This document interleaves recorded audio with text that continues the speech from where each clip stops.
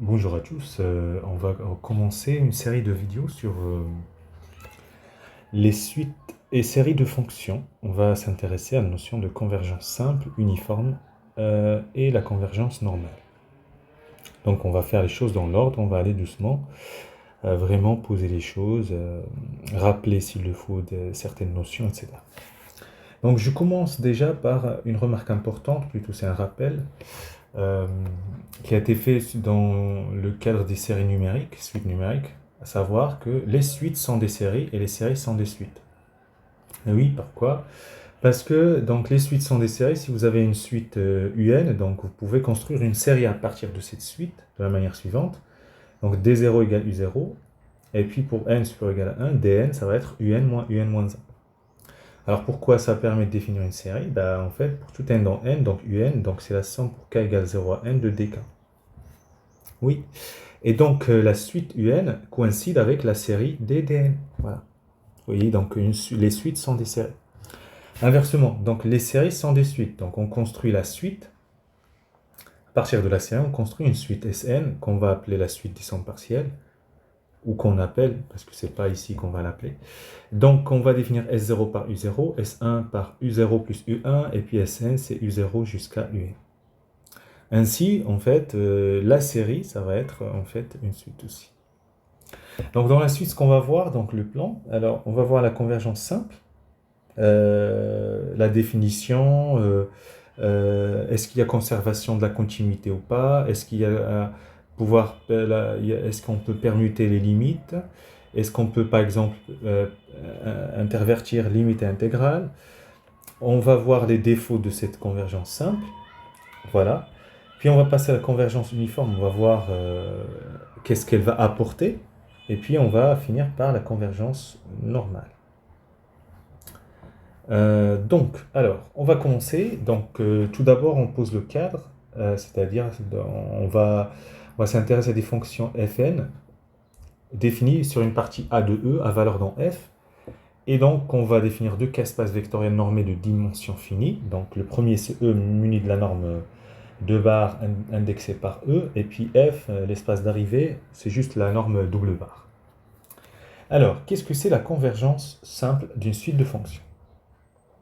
Alors, la limite d'une suite de fonctions, dans le cadre d'une convergence simple, ce qu'on appelle la convergence point par point. Ça, c'est important à comprendre. Ça veut dire on va regarder, autrement dit, pour un x0 fixé, fixer x0 par exemple, 0, ça veut dire 1. On regarde la limite quand n tend vers plus l'infini de fn de x0. Voilà, on regarde comment ça se comporte en tant que suite. Vous voyez? Ça, la convergence simple, c'est point par point. Là, vous vous dites, mais si on est sur un intervalle 0,1, on ne va pas regarder un par un parce qu'il y a une infinité. Je suis d'accord. Mais souvent, il n'y a que un, deux cas à prendre. Sinon, on peut regarder sur l'ouvert, etc. On va voir les exemples. Alors, ainsi, si pour x0 fixé, la suite fn de x0 avec n dans n, donc la suite numérique, parce que x0 est fixé maintenant, si cette suite converge, alors on définit la fonction limite, petit f, définie par kx à sous f de x, qui va être la limite de fn de x, quand n tend vers plus l'infini. Dans ce cas, on dit que fn converge simplement vers f sur a. Voilà. Alors, la convergence simple sur a, donc notation, on écrit fn, c, vs vers f, si seulement si. Donc, regardez les quantificateurs pour tout x dans a. Donc, c'est pour ça, point par point, quel que soit epsilon strictement positif, il existe un rang à partir duquel on va avoir la norme de la différence de fn de x moins f de x est plus petite que epsilon.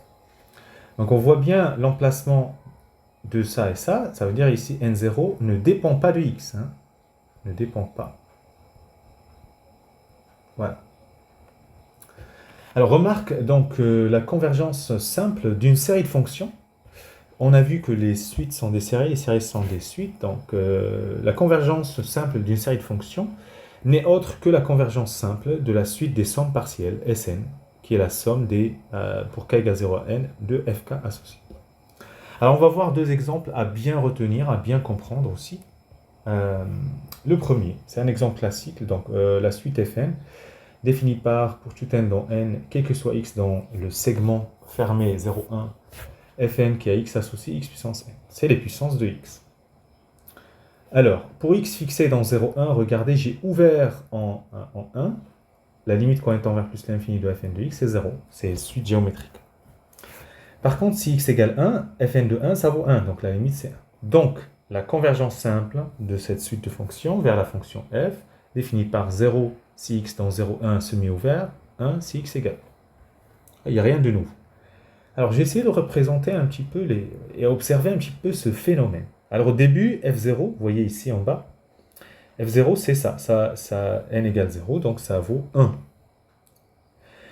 Pour n égale 1, f de x, f1 de x, c'est la fonction x, celle-là. f2, c'est x carré, c'est celle-là.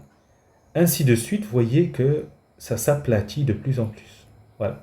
Et donc, quand on regarde la limite, donc elle vaut 0 sur 0, 1 ouvert, vous voyez, j'ai ouvert, elle vaut 1 en 1, voilà. Donc, quelles sont les remarques à faire? Les suites, les fn sont continues sur 0, 1 fermé, mais f, la limite simple, ne l'est pas. Donc, c'est parmi les défauts de la convergence simple, donc la continuité n'est pas conservée.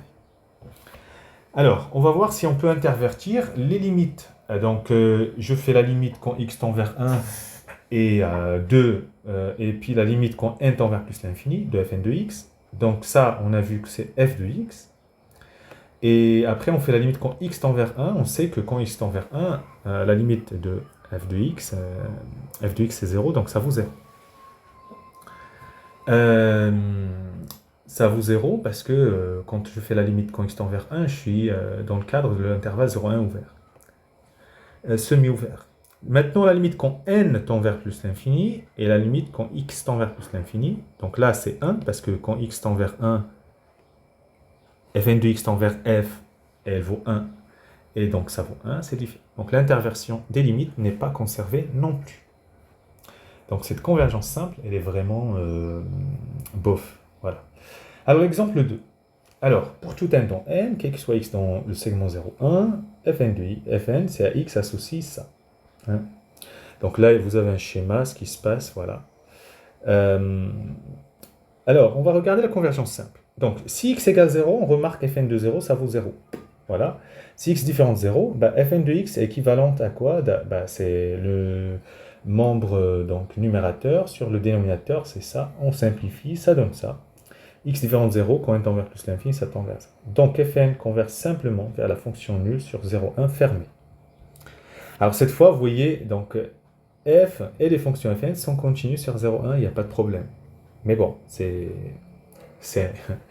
sur deux exemples, il y a un qui marche et un qui ne marche pas. Ce qui m'intéresse, c'est regarder maintenant, si je regarde l'intégrale de 0, 1 de fn de x. Donc c'est simple, c'est du u' sur u, il y a un facteur qui manque, on l'a mis. On l'a mis ici, et puis voilà, ça fait ln de ça, 0, 1, ça donne ça. Et quand n tend vers plus l'infini, ça tend vers ça. Donc vous factorisez à l'intérieur du ln, vous faites les formes, les croissances comparées, voilà. Ça veut dire la limite quand n tend vers plus l'infini de l'intégrale de 0, 1 fn de x dx, ça vaut ln de 2 sur 2. Mais l'intégrale de 0 à 1 de la limite de fn, la limite de fn c'est 0, donc ça vaut 0. C'est différent. Donc, on n'a pas d'interversion limite et intégrale pour la convergence simple. Voilà, c'est fini pour cette première partie de la convergence simple. La prochaine fois, on verra la convergence uniforme. Bon courage!